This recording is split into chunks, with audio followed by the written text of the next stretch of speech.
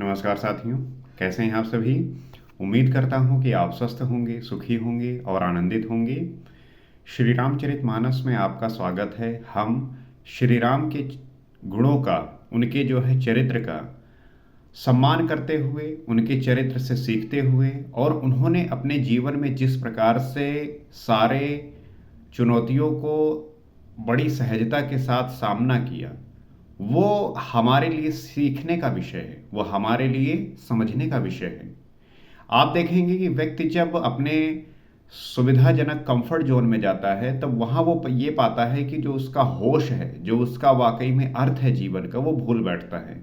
इसलिए हमें जो है हर क्षण इस होश में रहना है, इस ध्यान में रहना है कि हमें इस समय को जो है व्यर्थ जाने नहीं देना है। हमें जो है इस समय को बहुत सही और समझ के साथ उपयोग करना है, क्योंकि समय ही एक ऐसा है जो बीत जाने के बाद वापस नहीं आता। आपके जीवन में सब कुछ वापस आ जाता है सिवाय समय के। जब आप बच्चे थे तो क्या अब आप मान लीजिए अभी आपकी उम्र जो है 30 साल है, और अब आप अगर चाहें कि आप 5 साल के बच्चे बन जाएं तो क्या आप बन सकते हैं? क्या आप चाहें कि 20 वर्ष के जो है नवयुवक किशोर हो तो क्या आप बन सकते हैं? तो जो समय बीत गया है अब वो वापस नहीं आ सकता। इसलिए हमें समय का, उस क्षण का, उस मोमेंट का पूरी होश में जो है उसे जीना है। क्योंकि अगर उसने आपने उसको छोड़ दिया, अगर आपने उसको सही तरीके से जी नहीं पाए, तो आप जीवन में सदैव इस बात का जो है अफसोस करेंगे कि मैंने उस समय को जो है पूरी समर्पणता के साथ, पूरे ध्यान के साथ नहीं जिया। इसका कारण ये है कि जो आप कर रहे होते हैं उसके प्रति आपकी पूरी समर्पणता होती ही नहीं है। आप होता आपके साथ क्या है कि जैसे मान लीजिए कि आप पढ़ाई करने बैठे हैं, उस समय होता क्या है कि पढ़ाई के सिवा आपके दिमाग में बहुत सारे ख्याल विचार आते रहेंगे, और जो वो विचार आ रहे होते हैं कि काश मैं जो है यहाँ पे होता, ये कार्य कर रहा होता, ऐसा हो रहा होता। मान लीजिए आप वहाँ पहुँच जाते हैं, वो सब जब होने लगता है तो उस समय जो है आपका ध्यान कहीं और चला जाता है। कहने का मतलब ये है कि जो कार्य आप कर रहे होते हैं उसमें आपकी पूरी संपूर्णता होती ही नहीं है। इसीलिए आप किसी भी चीज़ को पूरी तरीके से महसूस नहीं कर पाते। हमारा माइंड तो ऐसा है कि अगर पूरी तरीके से हम उसी में हो जाएं तो वो जो है हमारी स्मृति में इस प्रकार से बैठ जाता है कि आप उसे भूल नहीं पाएंगे। आप उस चीज़ को सदैव याद ही आप रह जाएगा। इसीलिए आप देखेंगे कि जब आप पढ़ाई करते हैं और आप पूरी तरीके से उसमें नहीं होते तो आपको वो याद ही नहीं होता, लेकिन आप बहुत चीज़ ऐसे पाते होंगे जिसमें आज से 50 साल पहले की बात बिल्कुल उसी तरीके से जीवंत होगी। उसी तरीके से लगा होगा कि अरे ये तो कल ही हुआ है। इतना याद आपको होगा। क्यों हुआ था ये? क्योंकि उस समय आपका जो मन था, आपका जो शरीर था, आपका जो आत्मा थी, सारी एनर्जी जो है उसमें ही समर्पित हो गई थी। इसीलिए जो है कुछ ऐसे क्षण होते हैं जहां पे आप पूरी तरीके से बस वही हो जाते हैं। इसीलिए जो है व्यक्ति को सदैव इस बात का ध्यान रखना चाहिए कि उसे पूरी तरीके से बस वही हो जाना चाहिए, तब आप वो महसूस कर सकते हैं, प्राप्त कर सकते हैं। लेकिन माया इतनी प्रभावी है कि ये होने नहीं देती। आप इसी में जो है भटकते रहते हैं। इसी में जो है आप अपने अपनी ऊर्जा, अपने समय को नष्ट करते रहते हैं। इस माया से निकलने का जो रास्ता है वो है साधना, वो है तपस्या। और श्री रामचंद्र जी वही साधना, तपस्या और त्याग के जो है मूर्ति हैं। हम उनसे यही सारी बातें सीख सकते हैं। तो आइए, श्री रामचरितमानस में गोस्वामी तुलसीदास जी ने जिस प्रकार से उनके चरित्र का वर्णन किया है, और श्री रामचरितमानस ऐसा ग्रंथ है कि यहाँ पे बहुत सारे ऐसे आपको चरित्र मिलेंगे, ऐसे बहुत सारे लोगों की कथाएं हैं जिसको आप सीखकर अपने जीवन को जो है परिवर्तित कर सकते हैं। तो जैसा कि हमने पिछले एपिसोड में जाना कि किस प्रकार से राजा प्रताप भान को कपटी मुनि जंगल में मिला और उसने बताया कि अगर आपको ब्राह्मण को वश में करना है तो उसका जो है एक उपाय मैं बताता हूँ कि तुम जो है अपने राज्य को वापस जाओ, मैं जो है तुम्हारे राज्य में आऊँगा और उनके लिए जो है भोजन बनाऊँगा, उसको खाने के बाद सारे जो ब्राह्मण हैं वो तुम्हारे वश में हो जाएंगे, और उसके बाद जो है तुम जो है जब तक चाहोगे तब तक राज्य भोग सकोगे। आगे की कथा क्या है, इसको हम देखने का, समझने का प्रयास करते हैं। शयन कीन्ह नृप आयसु मानी, आसन जाई बैठ छल ज्ञानी, श्रमित भूप निंद्रा अति आई, सो किम सोव सोच अधिकाई। राजा ने आज्ञा मानकर शयन किया और वो कपट ज्ञानी आसन पर जा बैठा। तो अभी जो है राजा उसी के आश्रम में है, जंगल में है। सुबह निकलने का जो है प्लान है उनका, अभी रात में जो है वहीं पे विश्राम कर रहे हैं। तो राजा जो है आज्ञा मानकर शयन किया, कपट ज्ञानी आसन पर बैठा ही रहा। राजा थका था, उसे खूब गहरी नींद आ गई, पर वो कपटी कैसे सोता, उसे तो बहुत चिंता हो रही थी। काल के तो निश्चर तहाँ आवा, जहि सूकर होय नृपहि भुलावा, परम मित्र तापस नृप केरा, जानई सोवति कपट घनेरा। उसी समय वहां कालकेतु राक्षस आया, जिसने सुअर बनकर राजा को भटकाया था। तो कालकेतु नामक राक्षस था जो सुअर बन के राजा को भटका रखा था। वो तपस्वी राजा का बड़ा मित्र था और खूब छल प्रपंच जानता था। तो जो वो उस वन में वो जो राजा था, जिसको राजा प्रताप भानु ने युद्ध में हराया था, तो वो जो है उसका बहुत ही परम मित्र था। वो छल कपट में खूब छल प्रपंच करने में माहिर था। राक्षस लोग होते ही हैं। इसको आप इस प्रकार से करेक्ट कर सकते हैं, अगर हम इसको कल्पना की दृष्टि से जो देख रहे हैं कि आज के समय में जो व्यक्ति छल प्रपंच रच रहा है, बना रहा है, अपनी कार्य सिद्धि में लगा हुआ है, वही जो है राक्षस है, वही जो है असुर है।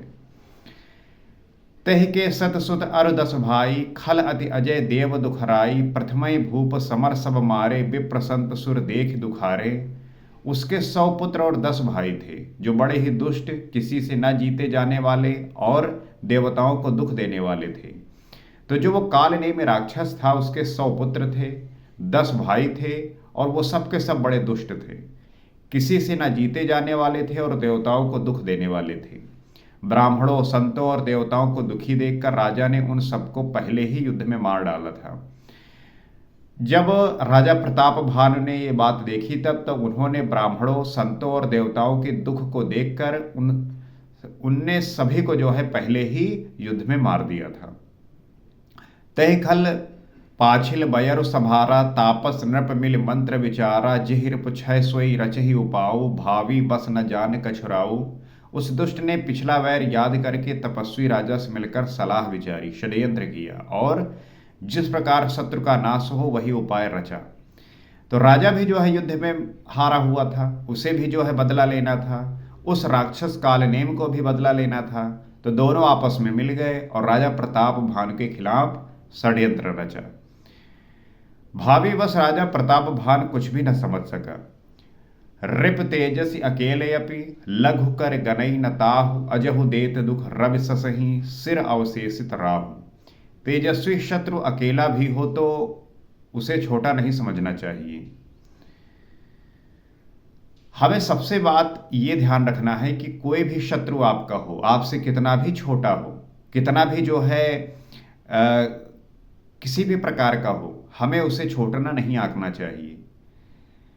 जिसका रिस मात्र बचा था वो राहु आज तक सूर्य चंद्रमा को दुख देता है, जिसका सिर मात्र बचा था। आप देखेंगे कि सूर्य और चंद्रमा को जो दुख देने वाला है, जिसका मात्र सिर बचा हुआ था, वो राहु आज तक जो है वो दुख दे रहा है।